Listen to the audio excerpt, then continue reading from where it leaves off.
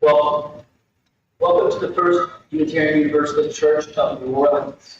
We are one of the three congregations that exist in the greater New Orleans area. The other are Community Church, Unitarian Universalist in Lakeview neighborhood, and the North Shore Unitarian Universalist Church in Lacombe, Louisiana. Together, we are the Greater New Orleans Unitarian Universalists, or GNU. This congregation has gathered in love since 1833 to seek fullness and work for justice in the world. My name is Michael Martin. My pronouns are he, him, and his. If you are a visitor, if you have a little courage, we invite you to raise your hand so we can greet you. Or if you're watching via the live stream, please wave or say hello in the comments.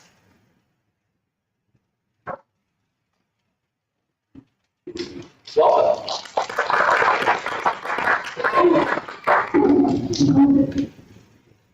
We are a lay-led church charged with the mission to offer joyful, mind-expanding worship services, provide opportunities for fellowship and spiritual development for children, youth, young adults, and adults, promote social change, and inspire service to the larger community.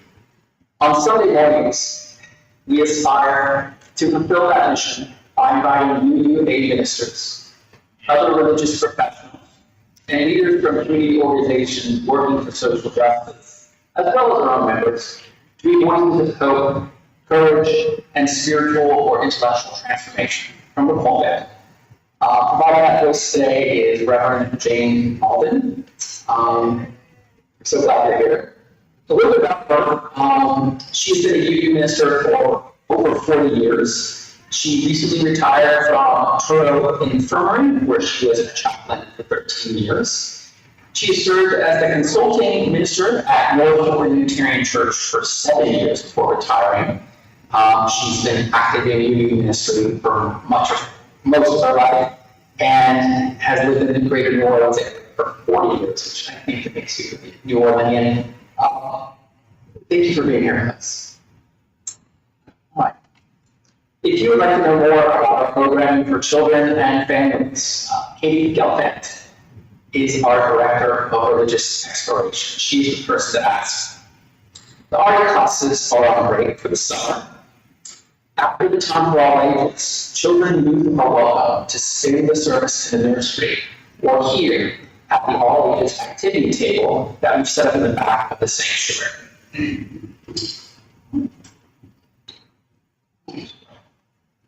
So now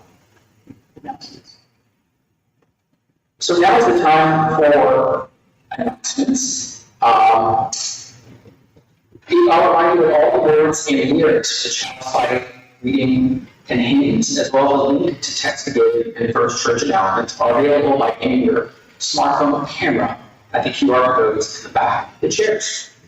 But we have a couple spotlight announcements, I believe.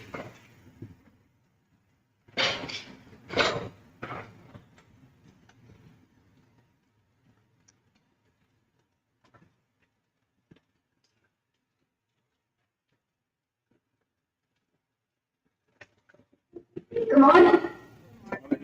Beverly Reynolds, I'm the president of the Board of Trustees. The first thing I'll pass up to is those are brand new QR codes in the back of the chairs, and they're not working. I just did those this week and I've done something wrong with them. So all of them new, if you want to use the QR codes, the old ones are back with the greeters, so, and those work. So sometimes newer is not better.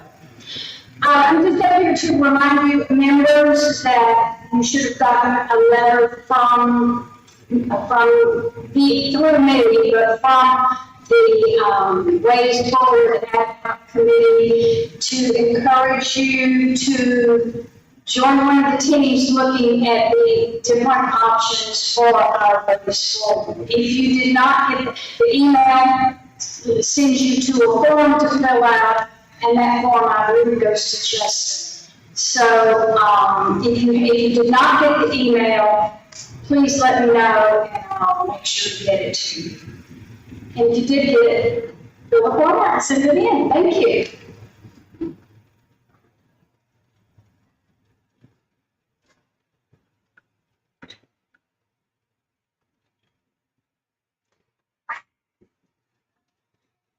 If you aren't any other announcements, you are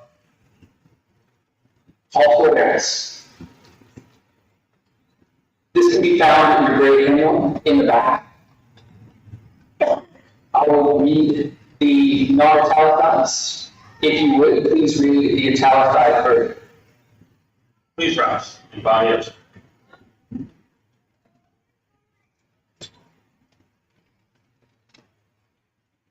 We gather today at a crossroads, On the land of Santa,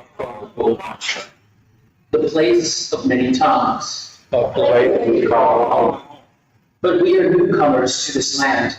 while the native peoples the cattle and the matches, Chimata, Moma, Tunica, Biloxi, Ataka, and more, Know that we gather on land that's stolen, the spoils of colonialism and broken treaties. of forced removal and genocide. Acknowledging this history is just the first step. We must set ourselves to the work of repair. Where we've harmed, We seek to heal, where we have taken, we seek to give, where we have disparaged, we seek to honor. just as the flame of our chalice. Lights our way to beloved community, We add life-giving water to earth. to recall the land's native roots and to nurture solidarity. Only when we strive to make amends. Do we affirm the inherent worth and dignity of each person? Chalice.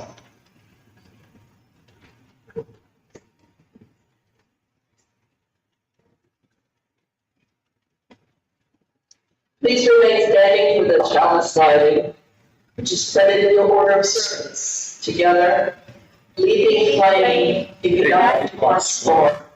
Burn in our hearts as we light new fires. Passion for truth, heat for justice, love for compassion. This is the chalice which is ours. We welcome and challenge the Americans of light in our time. The opening hymn, Morning Is Broken, is number 38 in your great hymn book. Please stand in body or spirit as you are able.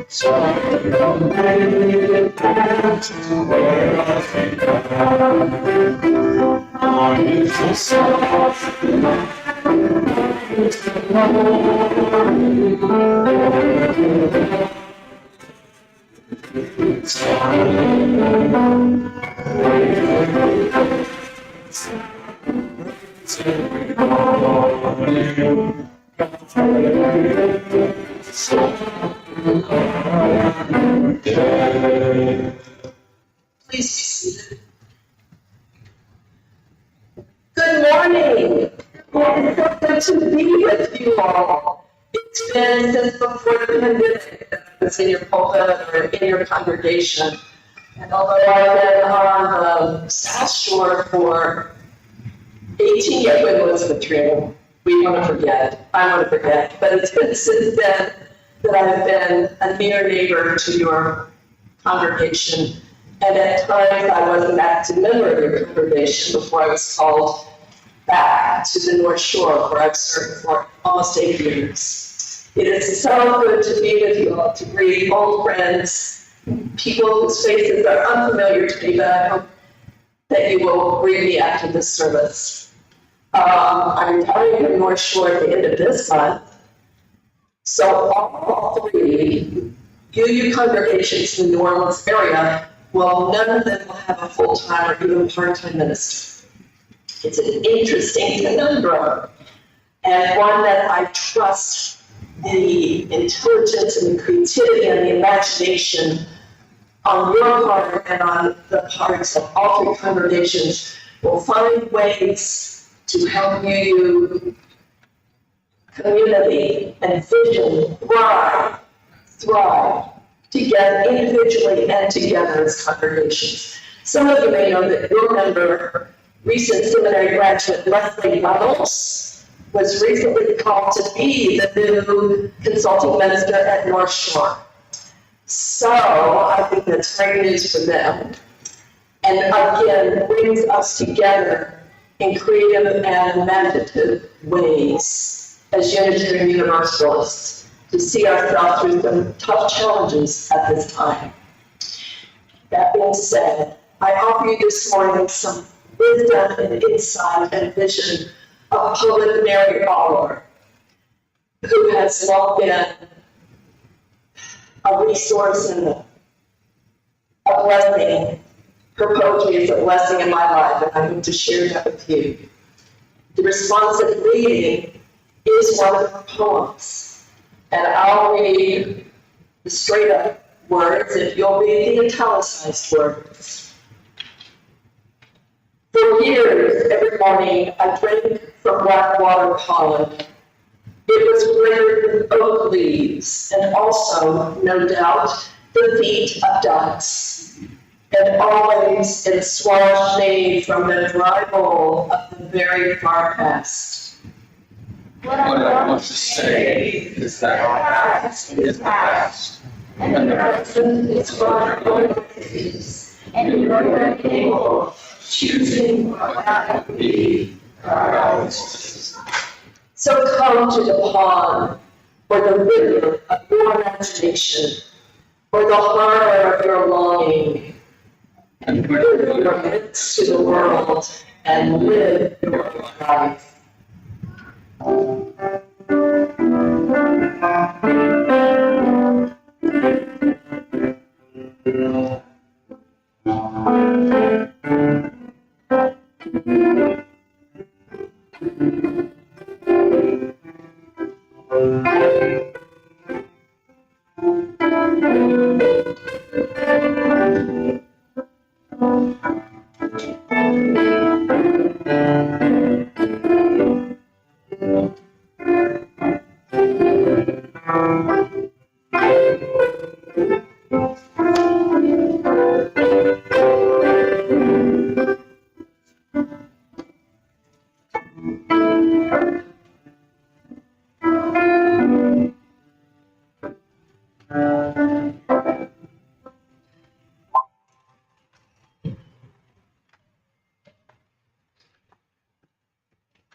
Good morning. The chocolate has returned. Yay! So there just see some newish faces in the seats. The Traveler Child is an opportunity for someone in our congregation to take home one of our faith's most beloved symbols and engage in the practice of lighting the chalice, the spiritual practice of lighting the chalice. There's a chalice in it, as well as the Traveler Chalice Journal that has instructions, chalice lightings, the history of the chalice, and a sharing section where people, it's almost full, y'all. There's only like 10 pages left. It's very exciting. And it's an opportunity to get to know people in the congregation, both those that are still with us and those that have moved on. And it's every time I have it, I just cry at people's entries. So, and I do want to say, I think when we first started Traveling Child, I really wanted people to try the daily practice of it. And I think people feel a lot of pressure about that. And I also really wanted people to make sure that they wrote in the journal. I think people maybe felt a little bit of pressure about that. And I just want to say, if you take it home, if you don't do it every day, that's okay. If you just set the chalice on your kitchen table and you look at it every day and you're reminded of this faith in this community, that can be enough.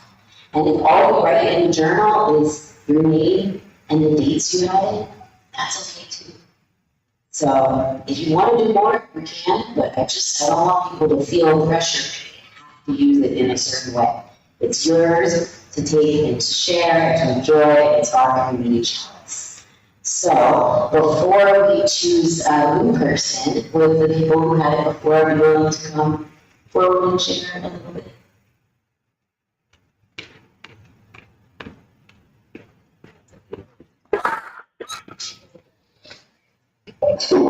Hi, so the chalice, she had things she wanted to say about having it, but she's helping set up the potluck, so I'll share on her behalf. We had the chalice for like 3 or 4 weeks, it was a while. And I had COVID for 2 of those weeks, so like we couldn't really do it, we were isolated away from each other, so that sucked. But then we came back together and started doing it. And then some of y'all heard we got in a car accident, and that also sucked. But we lit the chalice like every night after that. And it was really nice to like have that time to recenter. And we decided to start reading the journal like from the beginning. So it was really cool to see like people who aren't here anymore, and also like people who are here. Like, that was 5 years ago. So y'all were like all little and cute, and it was so sweet. So yeah, you should take it home because it's fun and cute.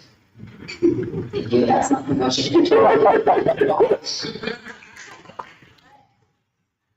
So, is there someone out there that maybe hasn't had the chalice in a while, or someone that has never had it, that's maybe new-ish to the congregation and is curious about learning more about us? Do have my eye on a few people and will call on someone if nobody volunteers. It's really fun. It's really pretty. It'll make you happy, I promise. It's really sad that no one volunteers also. Okay. Please come forward and introduce yourself and let us know who will be in your household. While you're just sitting there, just being sad. I'm Claudia Barker, and in my household, it'll be me and my husband, Michael Tucker, and our much beloved dog, Red Bean. Thank you so much. I'm sure you will enjoy. And now we'd like to invite those young and young at heart to join us on the carpet circles, and maybe y'all can bring some carpet circles. I'm going to pass it off to Jean for the Reverend Jean for the technology.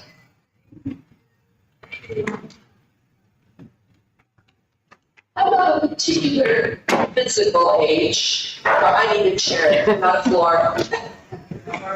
So young and young at heart. Hi, y'all.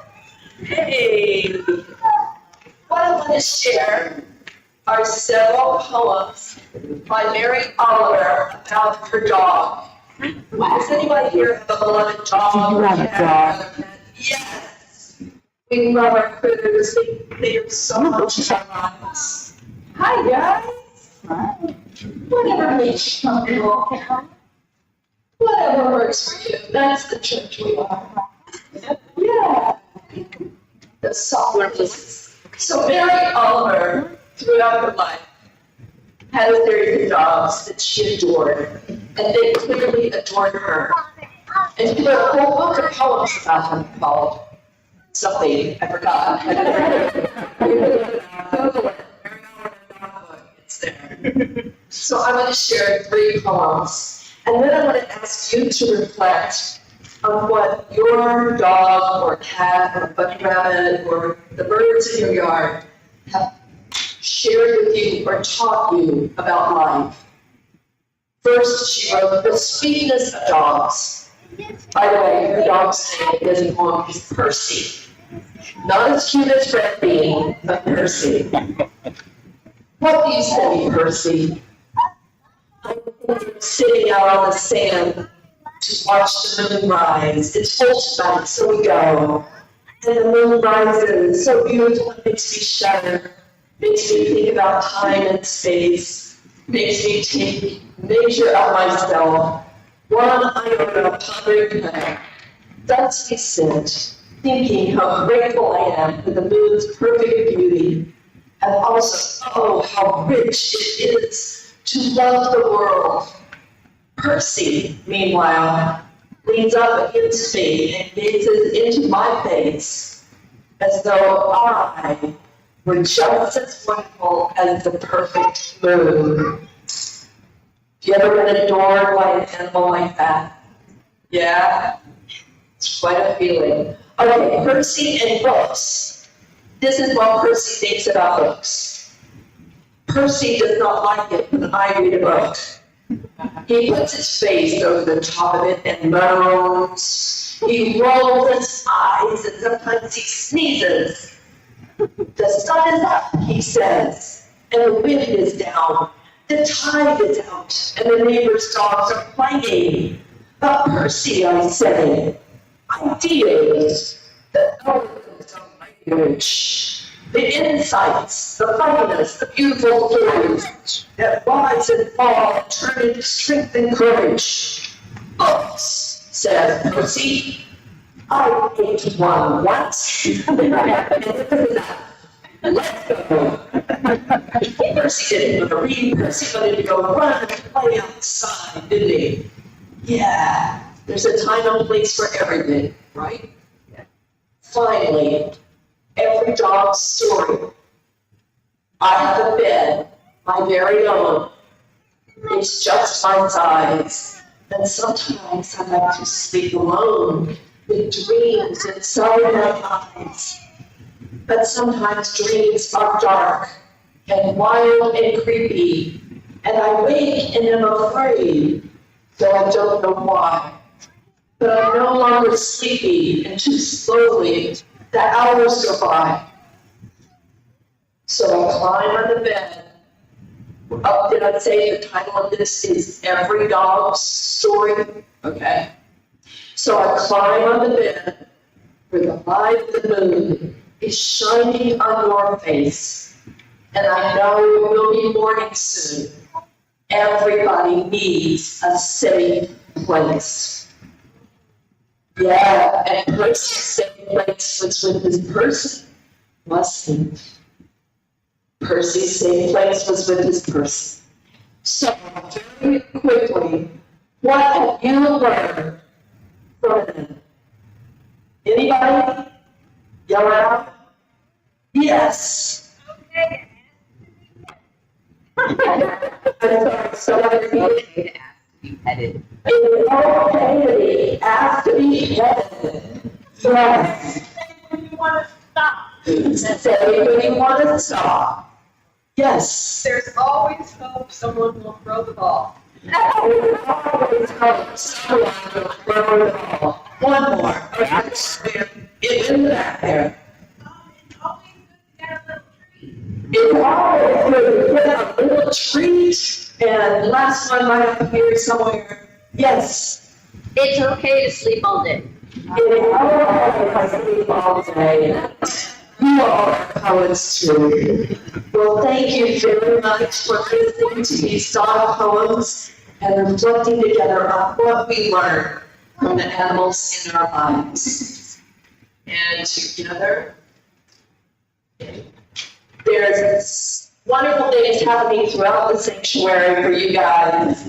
So let's find our places.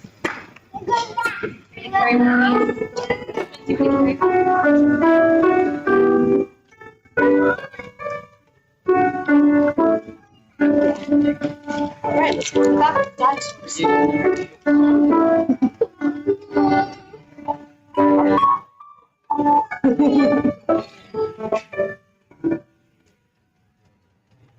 Yes.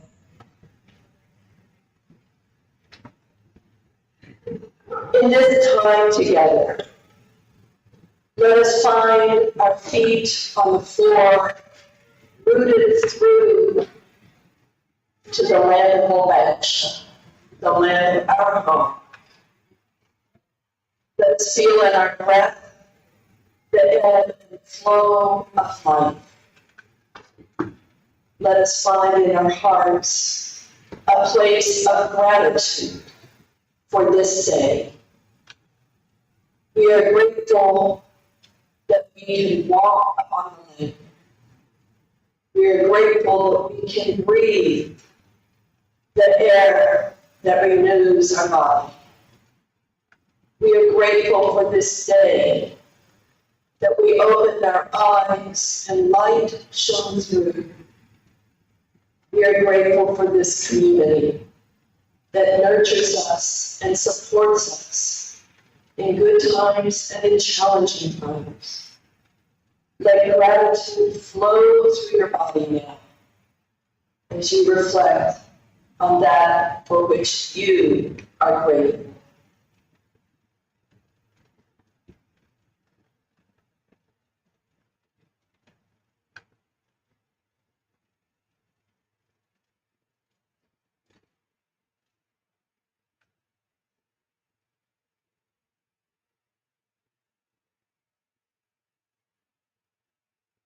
Amen. Blessed be.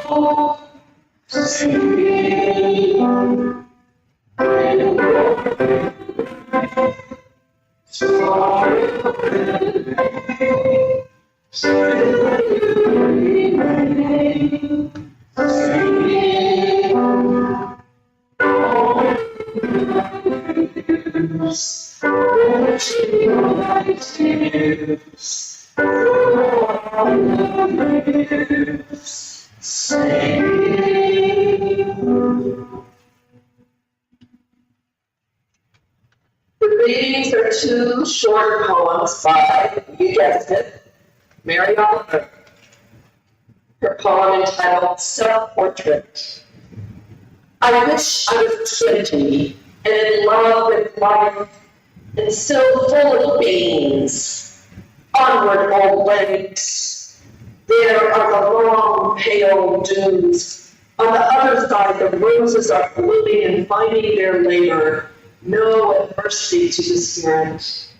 Upward, old legs. There are the roses, there is the sea, shining like a song, like a body I want to touch.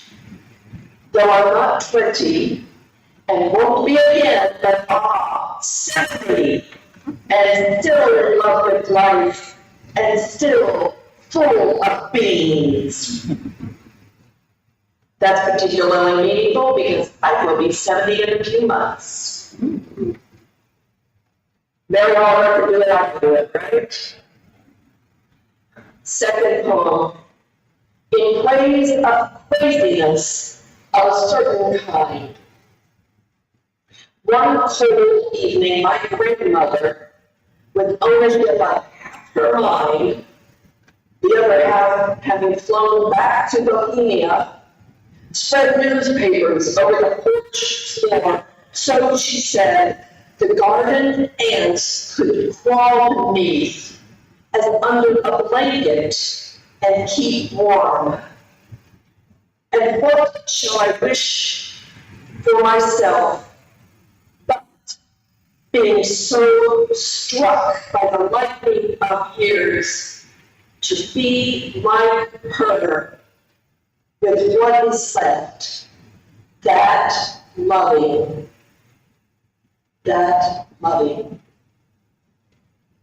Thus end the readings.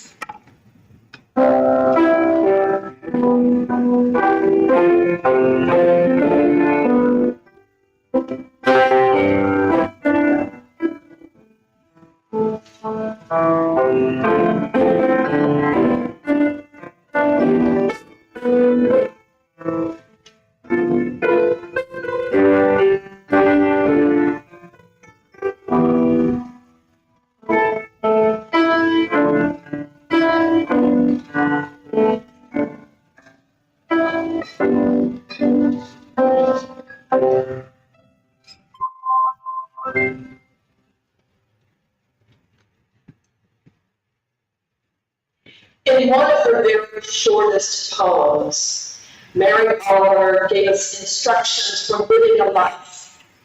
We know that these are instructions for living a life because that's what she entitled the poem, Instructions for Living a Life.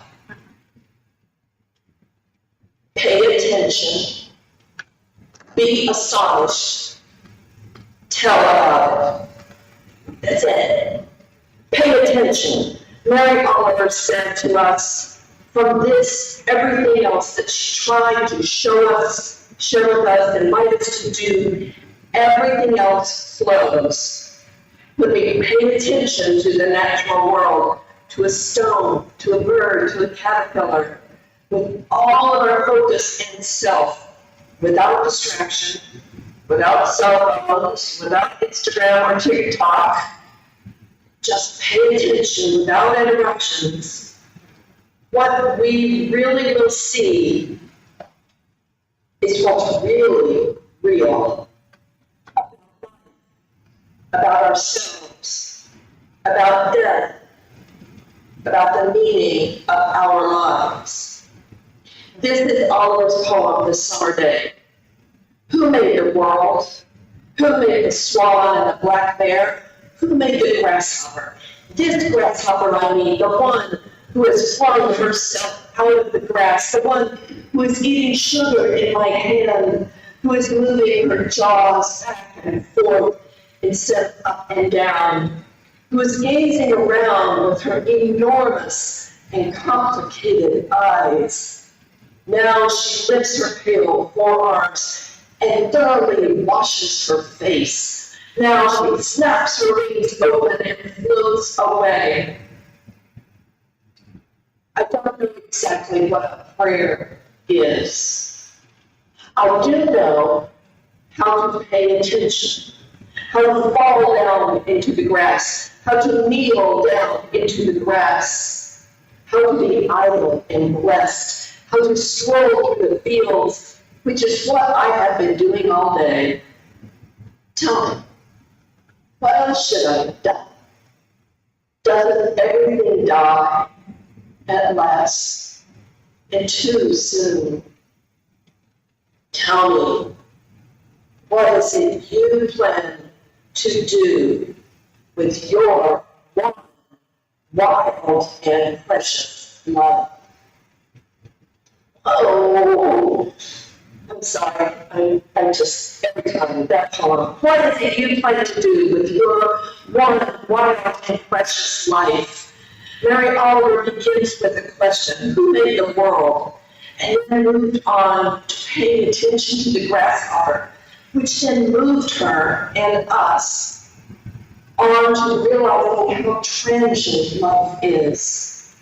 She ended the poem by wondering how we can take this amazing gift and really live it Mary Oliver invited us to see and feel the holiness of what is.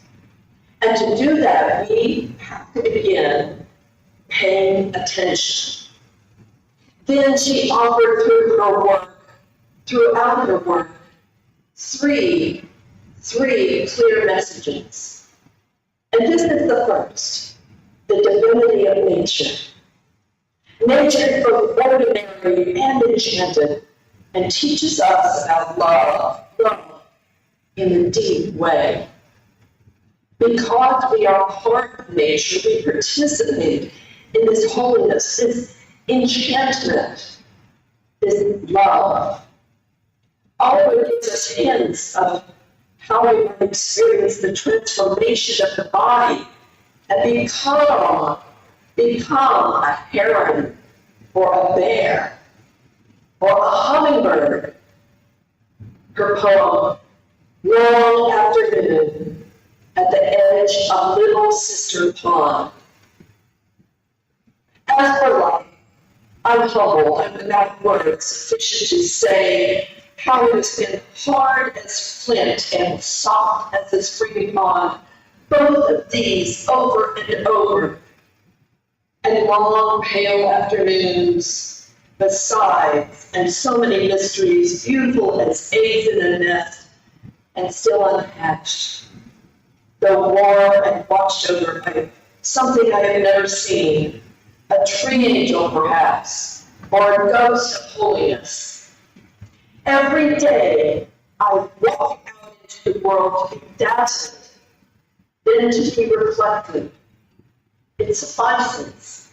It is all comfort, along with human love. Dog love, water love, little serpent love, sunburst love, or love for that smallest birds, flying among the scarlet flowers. There is hardly time to think about stopping and lying down at last to the long afterlife, to the tenderness yet to come. In time will brim over the singular pond and come forever. Now wait a minute, you may be dozing off during some of those descriptions, but here it comes. And we will pretend to melt away into the leaves. As for death, I can't wait to be the hummingbird. Can you? I can't wait to be the hummingbird. Can you? From a young age, Mary Oliver felt the magnificence and mystery of nature. She grew up in Ohio, and from young adulthood onward, moved about the ponds and weeds and grasslands of the upper Midwest.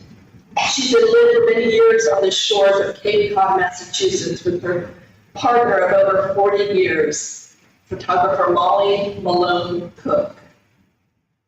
In those years, Oliver's poetry included images of tides and marsh, cattails and birds. Following Cook's death in 2005, Oliver moved to Florida, where she wrote of swamp and sand dunes. Each landscape of her life was a sacred core text for her poetry. Using the language of the landscape with its bugs and flowers and critters, Oliver offered her second deep message: the importance of being loved. She wrote, "My work is loving the world." How many of us can say that? My work is loving the world. And she described a love that is full and deep and marvelous and mysterious. Love for all the world, its critters and its people. Her prose poem of love. I've been in love more times than one, thank the Lord. Sometimes it was lasting, whether active or not. Sometimes it was all ephemeral, maybe only an afternoon, but not less real for that. They stay in my mind, these beautiful people, or anyway, people beautiful to me, of which there are so many, you and you and you, whom I had the fortune to meet, or maybe miss. Love, love, love. It was the core of my life, from which, of course, comes the word for heart.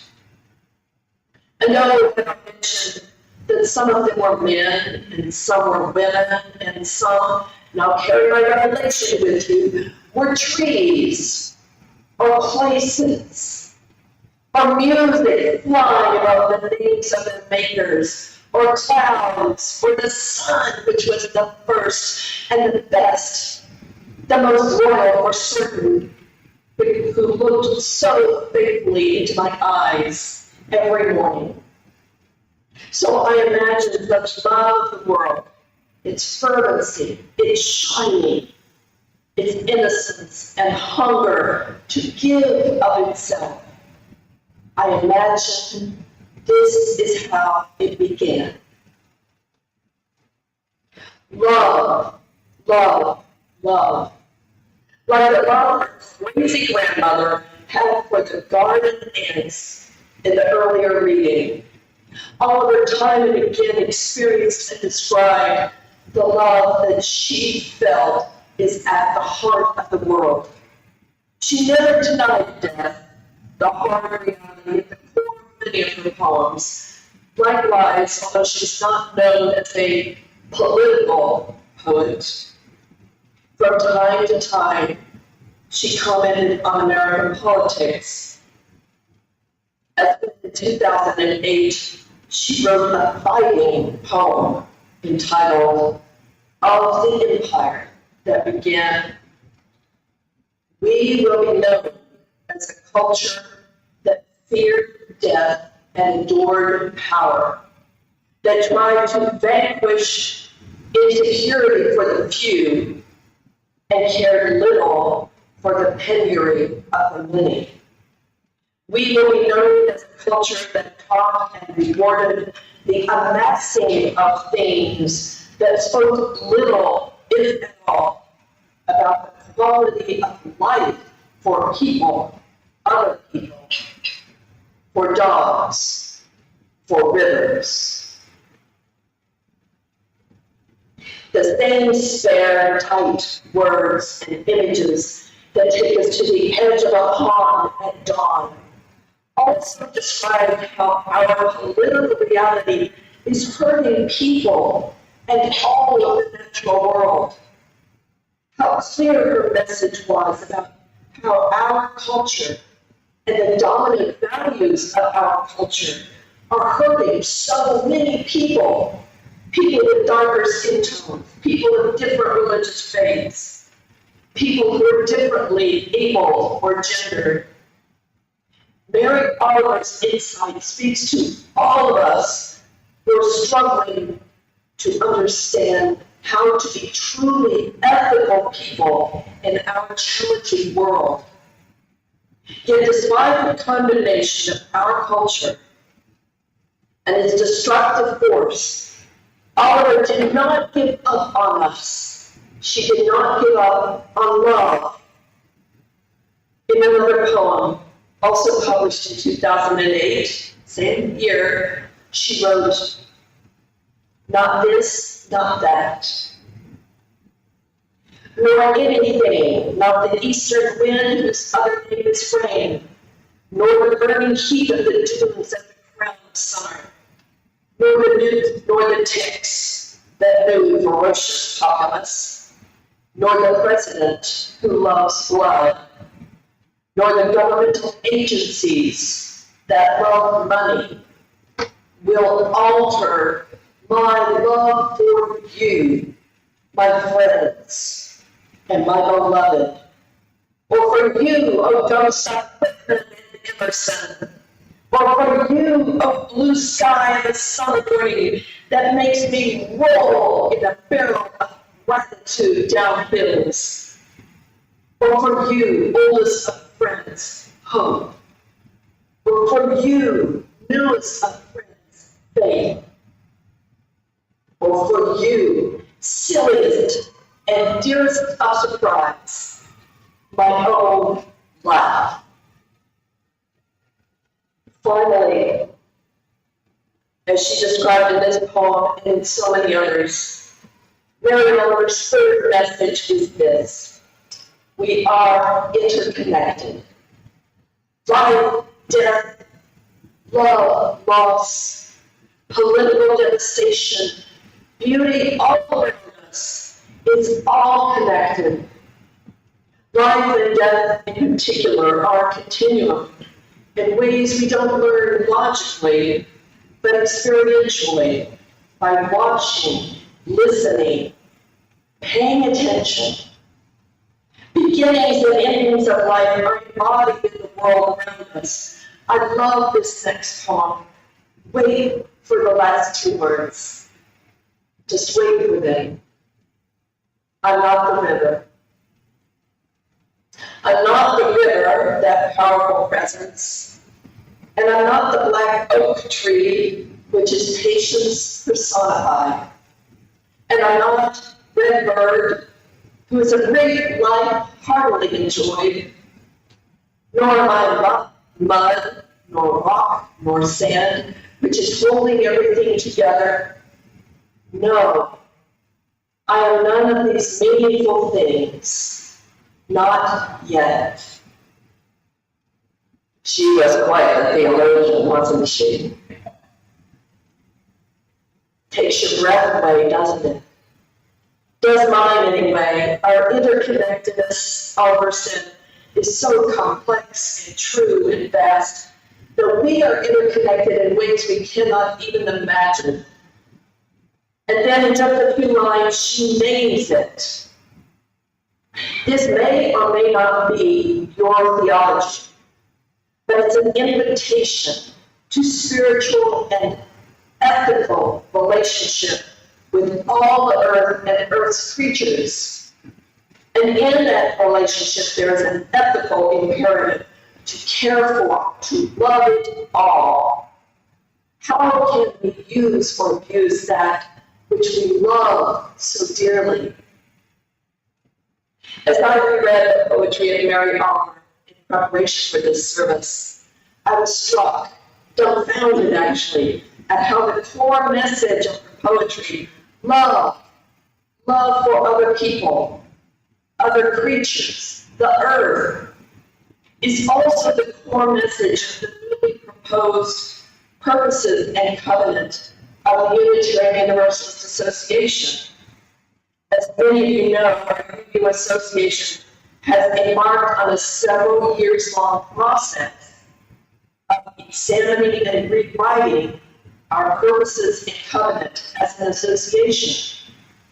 The principles and purposes that have served us well for some 40 years are centered around a series of sources of our tradition, including wisdom from world religions, Jewish and Christian teachings, humanist teachings. The sources and principles follow as a linear progression. The newly proposed purposes and covenant, however, instead of starting as a top-down progression, start with a center, which states, love is the enduring force that holds us together. From this center, 6 active manifestations of love flower forth. They're each described as a value, with an explanation of how they call us to live in the world. These 6 manifestations are interdependence, equity, generosity, justice, evolution, and pluralism. At the core, the source for these values is love. This reminds me also in part of Buddhist teaching. The core Buddhist practice is compassion, bodhicitta, active love. The new purposes and covenant likewise centers Unitarian Universalism in the core value of love. Which brings me back to Mary Oliver.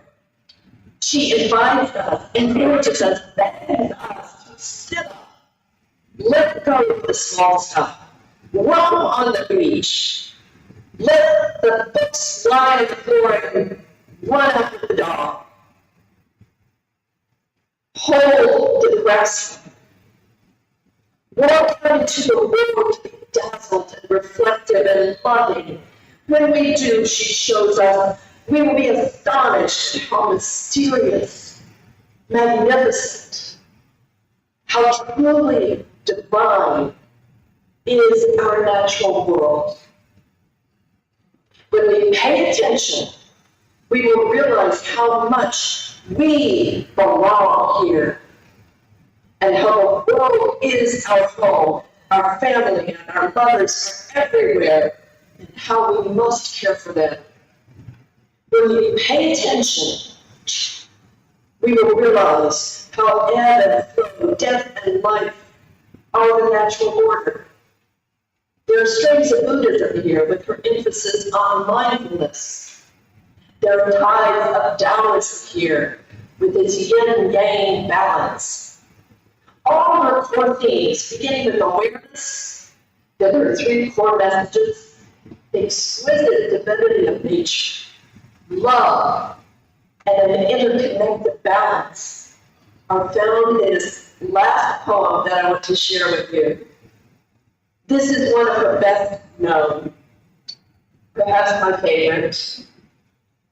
I read it at a number of memorial services over the years. When I come to die, I hope that someone will read it at mine. When death comes.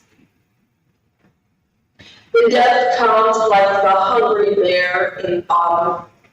When death comes and takes all the bright coins from his purse to buy me and snaps the purse shut. When death comes like the measles pox. When death comes like an iceberg between the shoulder blades. I want to step through the door full of curiosity, wondering, what is it going to be like, that cottage of darkness? And therefore I look on everything as a brotherhood and sisterhood. And I look upon time as not more than an idea.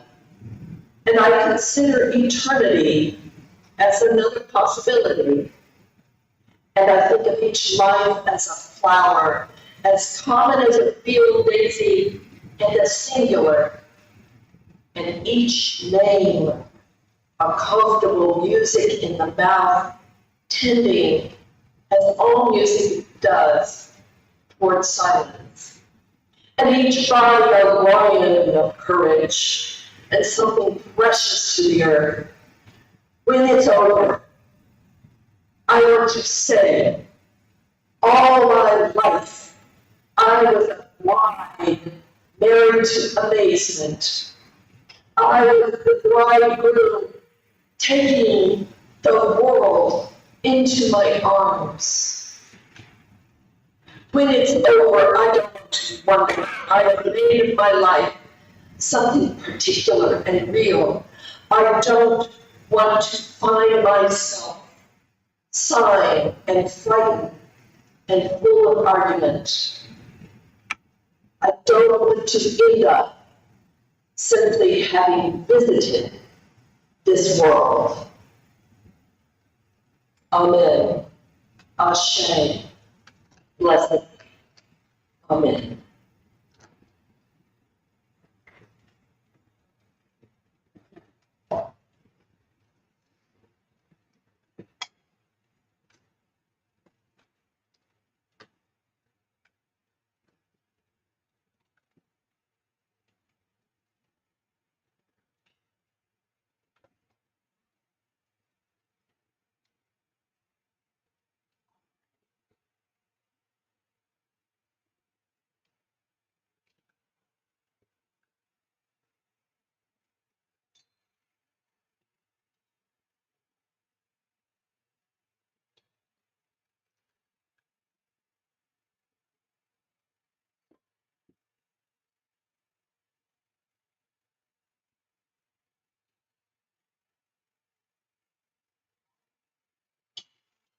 It's now time for the offertory. These gifts help us. Please contribute if you can.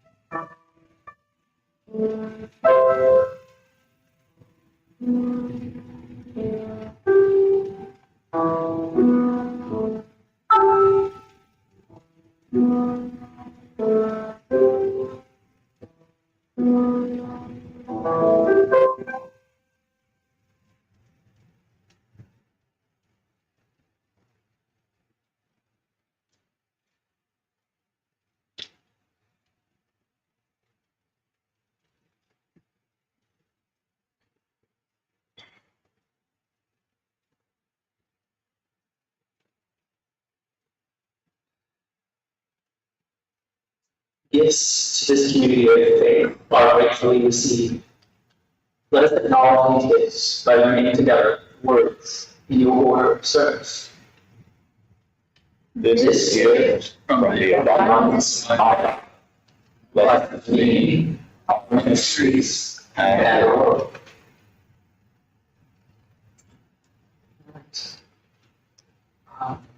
For the child's extinction, please stand in body or spirit and join us in our child's extinguishing, which we found in your order of worship.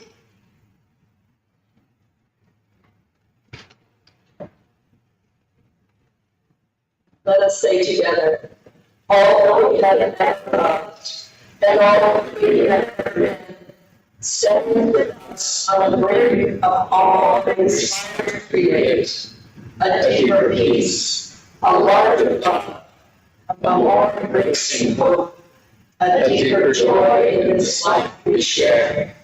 May the light from this chalice that we carry in our hearts strengthen us in this endeavor, this day and each day of our lives. The closing hymn is number 301, Touch the Earth.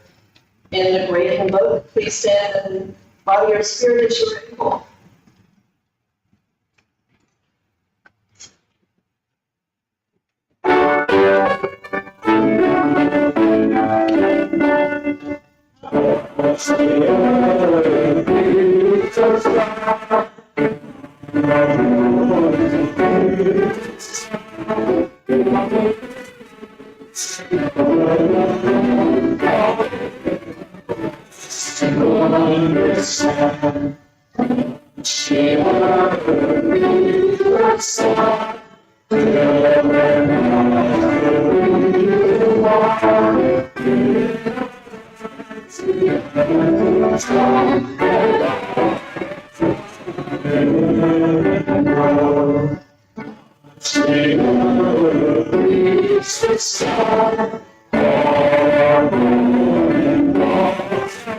Yeah.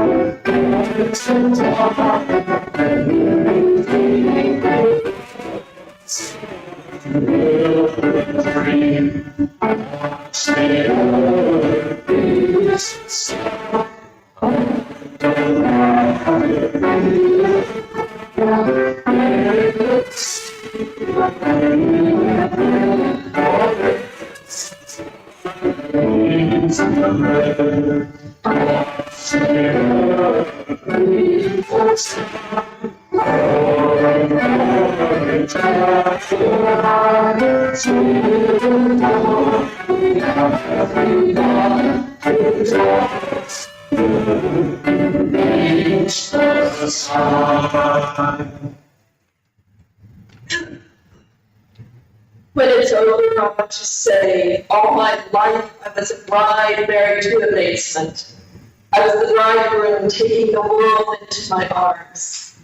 When it's over, I don't want to wonder if I've made of my life something particular and real. I don't want to end up simply having visited this world.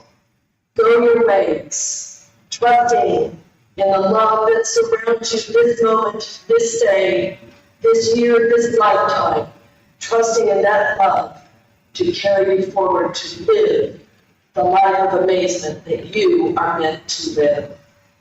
Shalom, salam, ashe, amen. Amen.